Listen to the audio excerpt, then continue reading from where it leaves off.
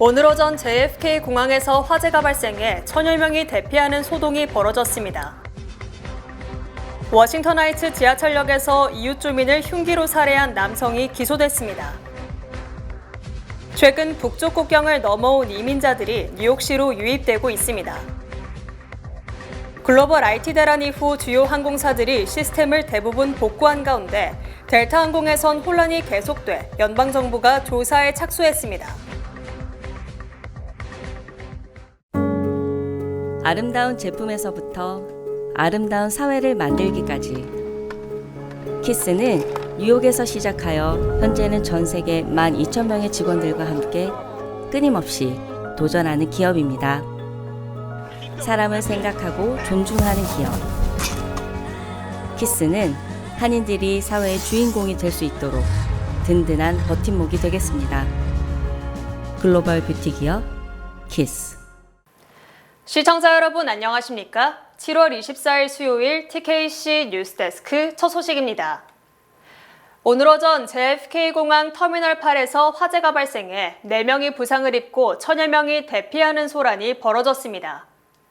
오늘 오전 7시 15분경 JFK 공항 터미널 8의 콘코스 C 에스컬레이터 부근에서 화재가 발생했습니다. 짙은 연기가 빠르게 확산되며 아메리칸 항공 탑승을 기다리던 승객 등 960명이 대피했고 그 과정에서 최소 4명이 연기 흡입으로 인한 경미한 부상을 입어 병원으로 이송됐습니다. 터미널은 약 1시간 뒤 다시 운영을 재개했으며 그 과정에서 여러 항공편이 지연 및 취소되는 사태가 벌어졌습니다. 화재가 발생한 터미널을 이용 중인 아메리칸 항공은 이번 화재로 인해 오늘 오전 10시까지 332편의 항공편이 지연됐습니다. 이는 해당 항공사 항공편의 9%에 해당합니다. 또한 최소 69편은 취소됐습니다. 뉴욕시 소방국은 이번 화재의 정확한 원인을 조사 중입니다. 지난달 워싱턴 하이츠 지하철역에서 한 남성을 흉기로 찔러 살해한 24세 남성이 기소됐습니다. 엘빈 브레그 맨해튼 지방검사는 어제 24세 디에고 피게라 헤프너가 살인 및 무기 소지 혐의로 기소됐다고 밝혔습니다. 법정 기록에 따르면 6월 21일 오후 5시 40분경 피게라 헤프너는 그의 이웃 주민이었던 40세 조니 메디나를 따라 175번가 지하철역으로 들어갔습니다. 승강장에서 피게라 헤프너는 메디나에게 다가가 싸움을 걸었습니다. 싸움 도중 피게라 헤프너는 칼을 꺼내 메디나를 쫓기 시작했습니다. 약 8분간의 실랑이 끝에 오후 5시 48분경 메디나는 계단 위로 도망치려 했지만 피게라 헤프너는 그를 붙잡아 여러 차례 칼로 그의 목과 어깨, 몸을 찔렀습니다. 그로 인해 메디나는 계단 바닥으로 떨어졌습니다. 메디나는 위독한 상태로 병원으로 이송됐으나 끝내 사망했습니다. 피게라 헤프너는 이후 워싱턴 애비뉴 북쪽 도보로 도주했으나 다음날 붙잡혔습니다. 검찰에 따르면 피게라 헤프너와 메디나는 워싱턴 하이츠의 주민으로 건너편에 살며 서로 알고 지내던 사이였습니다. 또한 사건 발생 전 이들은 온라인상에서 갈등을 겪고 있었습니다. 메디나의 가족과 친구들은 그가 재능 있는 뮤지션이자 남을 돕고 노래하며 살길 원했던 사람이라며 그의 죽음에 애도를 표했습니다. 엘빈 브레그 지방검사는 이번 사건에 대해 무자비하고 악랄한 행위라며 우리 교통 시스템에서 이러한 잔인한 행동을 일삼는 이들에게 반드시 대가를 물을 것이라고 말했습니다. 캐나다 국경을 통해 미국으로 불법 입국하는 이민자들의 수가 갈수록 늘어나고 있습니다. 이들은 뉴욕주 플래츠버그 등 지역에서 버스를 타고 어렵지 않게 뉴욕시로 진입할 수 있는데요. 해당 지역 주민들은 몇 년 사이 이민자들이 급격하게 증가했다고 밝혔습니다. 캐나다 국경으로부터 불과 30마일, 뉴욕시로부터는 300마일 떨어진 뉴욕주 플래츠버그가 최근 북쪽 국경을 넘어 뉴욕시로 향하는 이민자들의 마지막 경유지가 되고 있습니다. 멕시코와 인접한 남부 국경에서의 불법 입국 통제가 강화되자 최근 캐나다 국경을 통한 북쪽에서의 불법 입국이 증가세를 보이고 있습니다. 2021 회계연도 북쪽 국경 불법 입국자 수는 916명으로 조사된 가운데 지난 10월부터 올해 5월까지 이 숫자는 12,859명으로 증가했습니다. 특히 뉴욕주 북동부 끝에 위치한 클린턴 카운티는 인구가 적고 캐나다 국경과 경계선이 숲과 나무로 우거져 누구나 넘어올 수 있는 미국의 뒷마당이나 다름없다는 말이 나옵니다. 이렇게 국경을 넘어온 이들은 뉴욕주 플래츠버그에서 뉴욕시 포트 오소리티역으로 가는 직행버스를 타고 손쉽게 뉴욕시로 진입할 수 있습니다. 클린턴 카운티 보안관실 소식통은 이 방법이 쉽기 때문에 그 숫자가 빠르게 증가하고 있다고 지적했습니다. 미국 관세국경보호청의 자료에 따르면 북쪽 국경을 넘어오는 이민자들의 국적은 인도와 멕시코, 루마니아, 과테말라, 헤이티, 베네수엘라 등 매우 다양합니다. 현재 미국 내 불법 입국자 추정치는 약 1,100만 명에 달하며 2022년 봄부터 20만 명이 넘는 이민자들이 뉴욕시에 진입했습니다. 뉴욕타임즈는 지난 20일 뉴욕시가 급증한 이민자 유입에 대응하기 위해 약 51억 달러를 지출했다고 보도했으며 이 숫자는 2025년 6월 100억 달러로 늘어날 것으로 전망됩니다.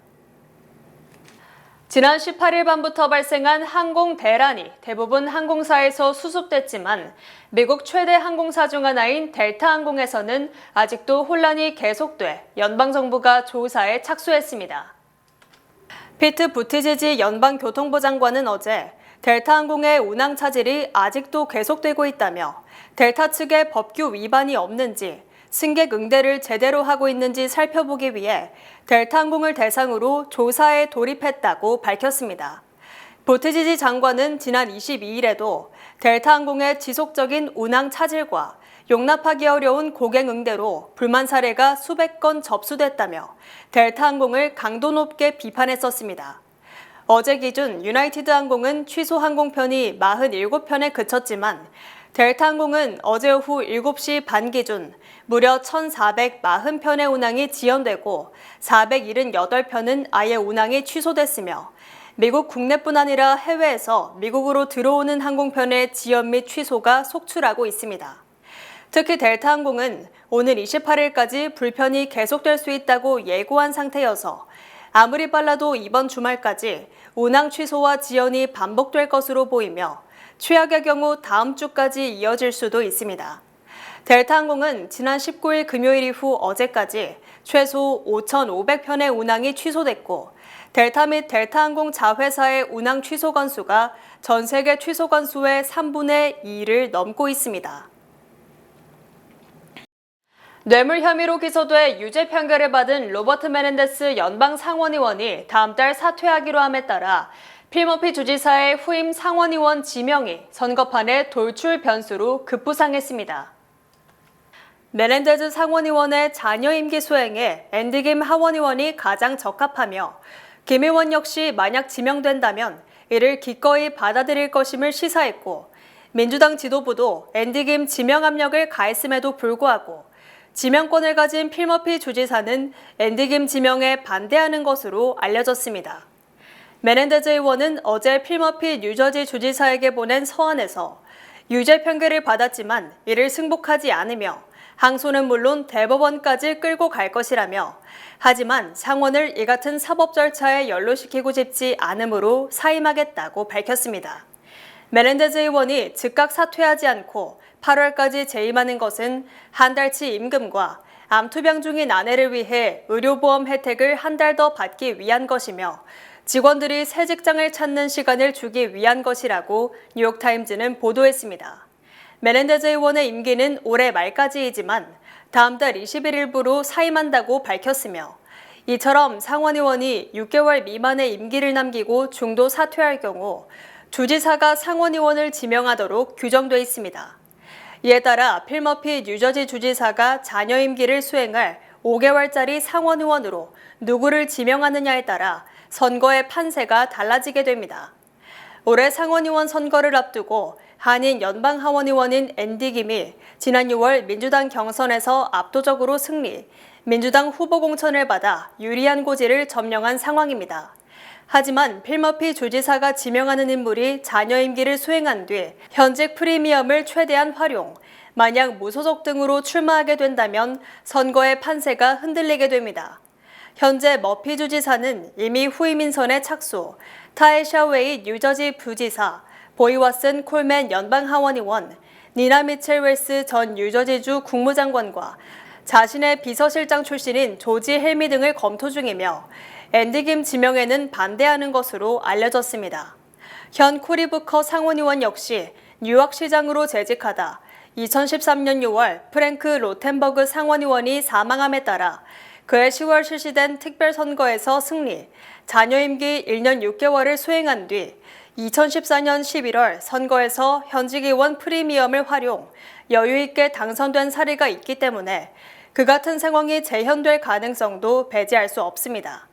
특히 필 머피 주지사는 자신의 부인 태미 머피가 민주당 상원의원 예비경선에 출마했다가 앤디 김 의원에 밀려 낙선했음을 감안하면 이해 당사자로서 상원의원 지명권을 다른 사람에게 넘겨야 마땅하지만 만약 지명권을 고집한다면 앤디 김에 유리하지 않은 선택을 할 수도 있는 상황입니다.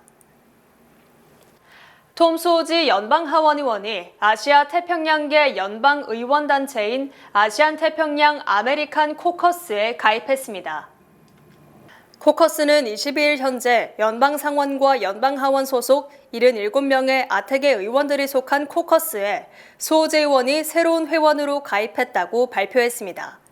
워싱턴 DC 정가에서 활동하는 아시아 태평양계 출신 의원들은 수오지 의원이 아시안 태평양 아메리칸 코커스에 가입한 것은 그가 뉴욕을 비롯해 미국 내 아시안 커뮤니티를 지지하고 있음을 보여주는 것을 확인한 것이라며 환영의 뜻을 표했습니다. 연방하원 아시안 태평양 아메리칸 코커스는 아태계 커뮤니티의 권익 신장을 위해 만들어진 의원단체입니다. 수오지 의원은 자신의 선거구에 중국인과 한인, 인도인 등 아시아와 남부 아시안 아메리칸 커뮤니티는 빠르게 발전하며 중요한 역할을 하고 있다고 말했습니다. 그러면서 자신도 이탈리아 이민자 가정에서 자라면서 열심히 일하고 교육과 가정, 고유한 전통에 대한 존중이 중요하다는 것을 배우고 성장했기에 이러한 가치를 공유한 아시안 커뮤니티를 지원하는 데 최선을 다하겠다고 밝혔습니다. 이달 21일이 지구촌 기후관측 이래 가장 더운 날이었다는 결과가 나왔습니다. 유럽연합 기후감시기구인 코페르니쿠스 기후변화 서비스는 23일 성명에서 지난 21일 전 세계 제표면의 평균 기온이 화씨 62.76도를 기록했다고 밝혔습니다. 이 기관이 1940년 기후관측을 시작한 이래 가장 따뜻한 기온입니다. 직전의 일일 최고 기온은 지난해 7월 6일에 기록된 화씨 62.74도였습니다. 코페르니쿠스 기후변화 서비스는 새 기록이 조만간 다시 깨질 수 있다고 내다봤습니다. 지난해 7월 6일에 종전 최고 기온 역시 같은 달 3일부터 나흘 연속으로 기록이 연달아 경신된 결과였습니다. 코페르니쿠스 기후변화 서비스에 따르면 지난해 7월 6일 이전까지 지구의 일일 최고 기온은 2016년 8월 13일에 기록된 화씨 62.24도였습니다. 하지만 지난해 7월부터 1년간 2016년 종전 기록을 넘어선 날수는 57일에 달했습니다. 전문가들은 이 같은 추세대로라면 올해 지구의 연평균 기온이 최고치를 경신할 수 있다고 관측했습니다. 바이든 사퇴 당일 2%포인트 초박빙 열세를 보였던 해리스 부통령이 22일과 23일 실시된 여론조사에서 트럼프 전 대통령을 앞질렀으며 트럼프 측은 일시적인 허니문 효과라고 주장했습니다. 로이터 통신과 여론조사기관 입소스가 22일과 23일 1,018명을 대상으로 여론조사를 실시한 결과 해리스 부통령은 44%, 트럼프 전 대통령은 42%로 2%포인트를 앞섰습니다.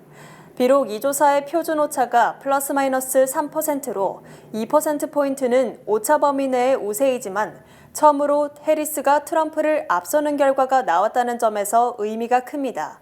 특히 제3후보인 로버트 케네디 주니어까지 포함한 3자 대결에서는 해리스 부통령이 42%인 반면 트럼프 전 대통령은 38%, 로버트 케네디 주니어가 8%로 해리스가 더 큰 격차로 트럼프를 따돌렸습니다. 또 유권자의 56%는 해리스 부통령이 정신적으로 예리하고 도전에 대처할 수 있다고 평가한 반면 트럼프 전 대통령은 49%만이 그렇다고 답했습니다.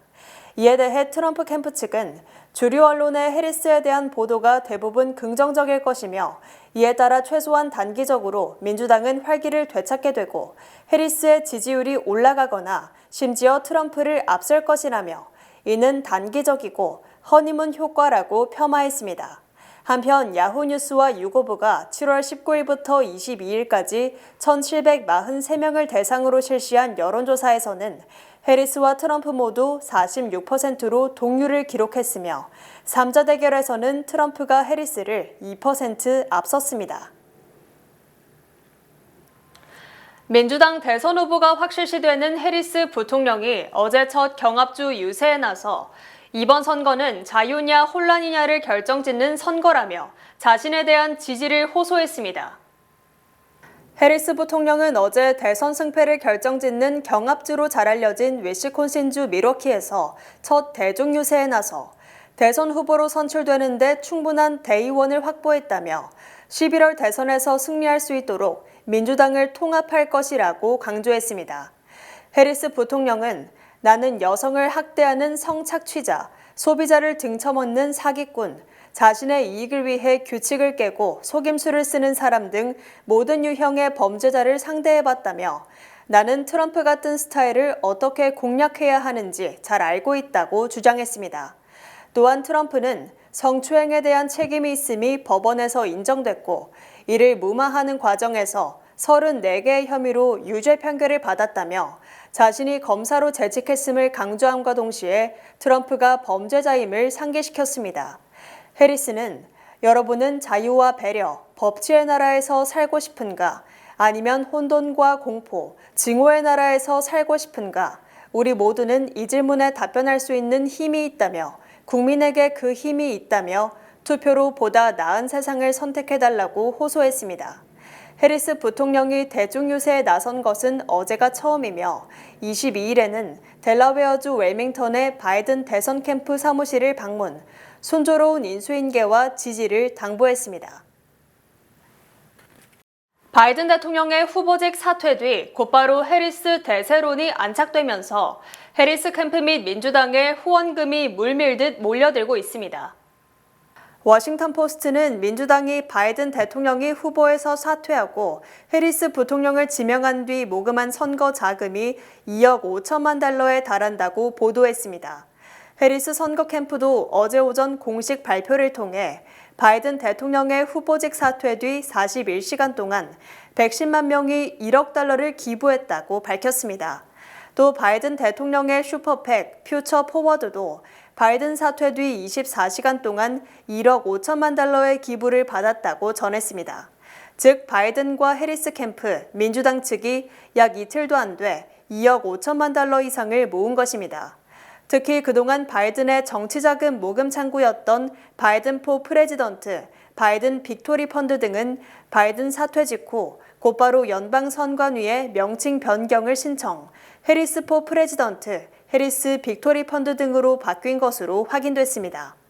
이는 바이든 대통령이 매우 치밀한 전략을 세우고 자신이 지지하는 해리스를 후보로 만들기 위해 곳간 열쇠부터 넘긴 것을 의미하며 이처럼 해리스가 재빨리 곳간 열쇠를 쥐게 된 것도 다른 경쟁자들이 경선을 포기한 주요 이유 중 하나로 풀이됩니다.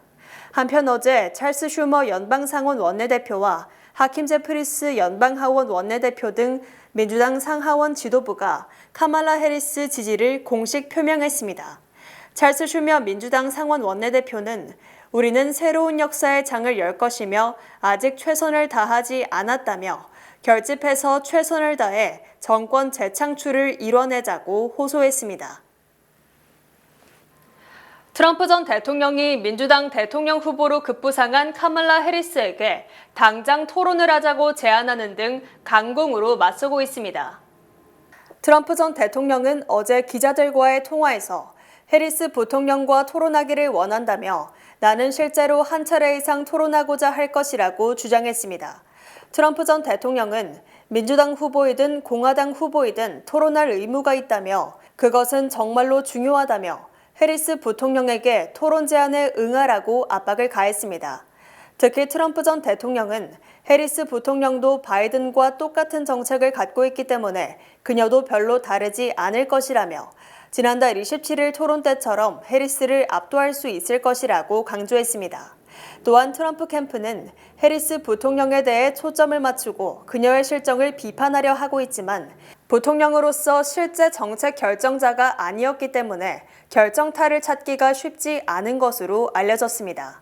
후보 토론과 관련해서도 트럼프의 달변이 해리스를 일시적으로 누를 수 있지만 여성 비하 등 막말 본능이 표출하고 낙태 등의 문제에서 수세에 몰릴 경우 비이성적 행동을 할 수 있어 토론에서 트럼프의 승리는 장담하기 힘들다는 분석도 제기되고 있습니다. 뉴욕타임즈는 트럼프가 수년간 여성과 인종에 대한 거친 발언으로 대졸 이상의 유권자와 교외 거주 여성 유권자를 잃었다고 분석하고 이 같은 발언이 계속되면 상당한 타격을 입을 수 있다고 전망했습니다. 현대 기아차와 한국의 전기 배터리 업체들이 트럼프 재집권 시 정책 변화 우려로 초긴장 상태인 가운데 트럼프 측과 친밀한 관계인 일론 머스크 테슬라 최고 경영자가 전기차 보조금 폐지 가능성이 있다고 공식 언급했습니다. 머스크는 어제 2분기 실적 발표 뒤 컨퍼런스 콜에서 트럼프가 재집권한다면 인플레이션 감축법의 전기차 보조금 폐기 가능성이 있느냐는 질문에 대해 경쟁사들에게 치명적 문제가 될 것이라고 답했습니다. 머스크는 테슬라도 약간의 타격을 받겠지만 테슬라에게는 장기적으로는 도움이 될 것으로 보인다고 주장했습니다. 바이든 대통령은 청정에너지 정책에 따라 인플레이션 감축법을 제정, 미국산 전기차 구매자에 대해 최대 7,500달러의 보조금을 지급하도록 했으나 트럼프 전 대통령은 유세 과정에서 바이든 행정부의 전기차 정책을 끝낼 것이라고 밝혀 대대적 정책 변화가 예상됩니다. 특히 머스크는 트럼프 전 대통령에 대한 열렬한 지지자이며 거액을 후원, 트럼프 집권 때 내각에 입각할 가능성까지 점쳐지고 있고 적어도 테슬라를 중심에 둔 정책이 펼쳐질 것이라는 전망이 나오고 있습니다. 머스크는 또 최근 X에 올린 글에서 보조금을 없애라며 보조금을 없애면 테슬라는 타격이 없고 오히려 도움이 된다고 주장하는 등 노골적으로 보조금 폐지를 외치고 있습니다. 미주 최대 한인은행에서 이제 아시아계를 대표하는 은행으로 도약하는 희망을 설계하는 전문가들의 은행 Bankers, Experts, Neighbors 뱅크 오브 호프가 지원합니다. 주요 단신 전해드립니다. 지난 13일 발생한 트럼프 전 대통령 유세 중 피격 사건과 관련해 총체적 경호 실패의 책임을 지고 비밀 경호국 국장이 어제 전격 사퇴했습니다. 네타냐후 이스라엘 총리가 미국을 방문해 오늘 상하원 합동회의에서 연설한 가운데 어제부터 반이스라엘 시위대 수백 명이 의원 회관 로비를 점거해 농성을 벌였습니다. 올해 상반기 한국의 화장품 수출액이 48억 달러를 돌파해 지난해보다 18.1% 늘었으며 이 중 미국 수출액이 8억 7천만 달러로 지난해보다 61.1% 급증했습니다. 미국 최대 자동차 제조업체 제너럴 모터스가 핸들 없는 완전 자율주행차 오리진 개발을 무기한 중단하며 일부 전기차 모델의 생산 계획도 연기한다고 밝혔습니다. 오는 9월 9일부터 뉴욕시가 운영하는 페리의 1회 탑승 요금이 현행 4달러에서 4달러 5센트로 인상되고 10회 탑승권도 27달러 50센트에서 29달러로 오릅니다. 지난 10일 금요일 오후 5시쯤 대학 오리엔테이션에 참석했다 돌아왔던 44세 어머니와 18세 아들이 뉴욕주 빙햄튼 인근 45마일 지점 86번 고속도로에서 교통사고를 당해 목숨을 잃었습니다. 지난 1997년 1월 볼티모어에서 피살된 한인 리커업주 윤양구 씨의 살해 사건과 관련해 볼티모어 경찰이 새로운 단서를 입수, 27년 만에 수사를 재개했습니다. 세계적 반도체 장비업체 4곳의 올해 중국 매출이 2022년 말 미국의 수출 통제 이후 2배 이상 급증하는 등 중국이 반도체 역량 강화를 위해 장비 구매에 열을 올리고 있습니다. 날씨 전해드립니다. 목요일인 내일은 대체로 흐린 가운데 오전에 몇 차례 소나기와 뇌우 소식이 있습니다. 낮 최고 기온은 85도, 최저 기온은 68도입니다. 해 뜨는 시간은 5시 46분, 해 지는 시간은 8시 17분입니다. 이상으로 주간 날씨와 세계 날씨 전해드립니다.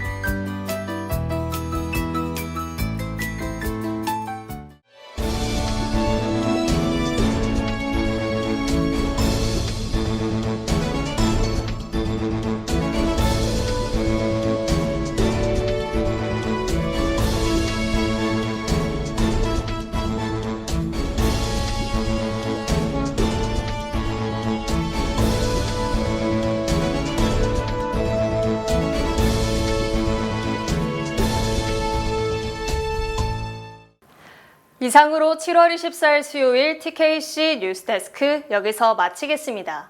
시청해주신 여러분 고맙습니다.